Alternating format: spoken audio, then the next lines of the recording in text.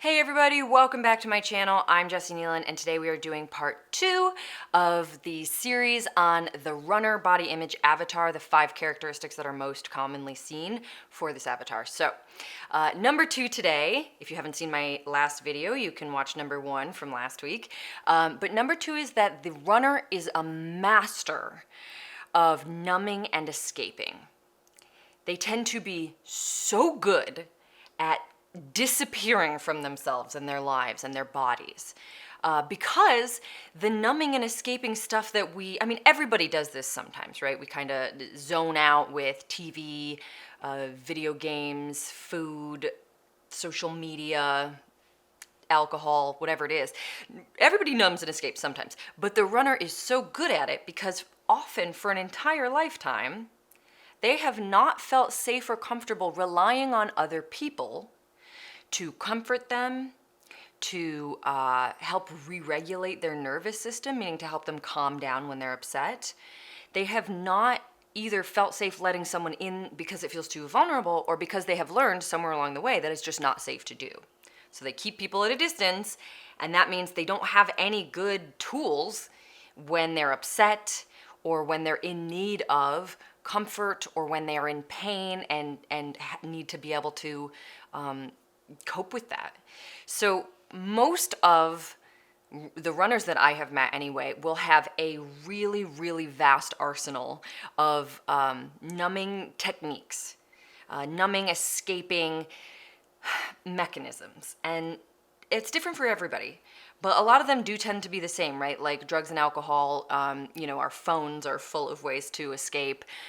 Entertainment can certainly go from just a pleasant and healthy thing into like a compulsive numbing thing. Food, definitely. In fact, even restricting food can be numbing, and then also binging can be numbing. And all of the different ways that a person might use the numbing that is available to them. The runner tends to just build up a handful, we'll say, of numbing and escaping techniques that work for them. Now, this allows them to not turn to people for comfort when they need it. It allows them to not let anybody into that vulnerable space. It allows them to never rely on anyone ever, right? Because a lot of times that's what the runner is trying to do, just go at life alone. And since that's not how we're wired, this presents the problem of, okay, but how do I cope when things are really hard? And all of these numbing and disconnecting techniques will help them. It can also be coming from a place of not believing that it is safe to feel their feelings. So a lot of numbing is repressing. Sometimes it's like escaping our bodies, escaping the moment, but other times it's just pushing stuff down. And part of the reason for that is if a runner learned in childhood or at any other point that it is not safe or it won't be received well for them to have feelings or express their feelings, they learn the best thing to do is just shove that all down, keep that all inside, do not acknowledge it, do not share it. So sometimes the numbing and repressing kind of stuff is just about not allowing themselves to go to a place of emotionality within that feels dangerous or feels shameful, even if they learned that their emotions are shameful or bad. So whatever it is, a lot of runners have a vast arsenal. And if you are a runner, consider the ways in which you escape your body, where you disconnect from your body, or the ways in which you escape a moment. Like if you're bored and you don't like being bored, how do you disappear for a moment? How do you escape that?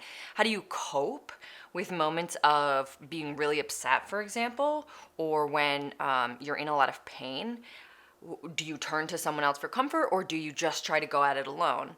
And if it's the second one, what do you do to get through it? Is it eat? Is it refuse to eat? Is it over-exercise until you're totally numb? Is it couch potato and zone out with TV until you're totally numb? Like, there are so many different diverse ways that this can look like, but each person gets to examine their own patterns and figure out, where am I numbing? And what would have to happen for me to feel safe coming back into my body and being present with my body? What would have to happen?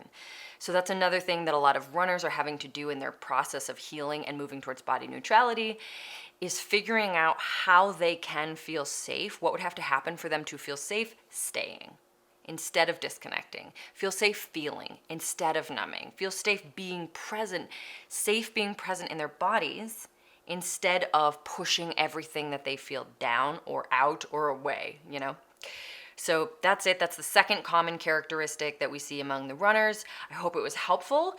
Thank you so much for being here, and stay tuned for next week when I will have another one for you. Thank you for watching.